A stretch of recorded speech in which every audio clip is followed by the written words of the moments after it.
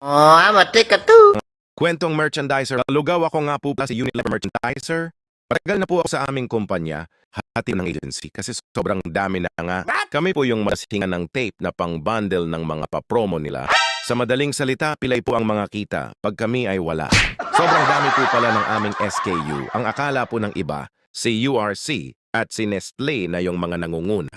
Non-food at food, basic lang sa amin basta. Maganda yung aming mga sahod at sa moto na kinuha, kami ay hindi madelay ng hulog. Nananawagan po pala kami sa aming mga core. Yung tape dispenser po, pwede po bang palagyan ng password? Kada ko po kasi yung gagamit. Hindi ko po alam kung sino yung unang gumamit. Sobrang sipag po namin di Sir Kalugaw. Sa sobrang sipag po namin, kaya namin gumawa ng upuan na box. Para sa sing, may sapin. Sobrang dami din kung magpadala ng deliver. Yung aming kumpanya na partner, kung minsan nga mas marami pa yung papromo kaysa sa regular na item. Kami din yung mga merchandiser na wala ng puwet. Bakit? Kakaupo namin sa box habang nagta-tie up ng aming by 6 na Norcube Shrimp. Pogi din kaming mga Unilever Kalugaw. Sa totoo nga niyan, yung uniform namin, pwede pang suotin kinabukasan. Kalugaw sana kami ay iyong matulungan kasi yung trabaho namin, sapat lang naman para sa mataas na rate na aming inaasam.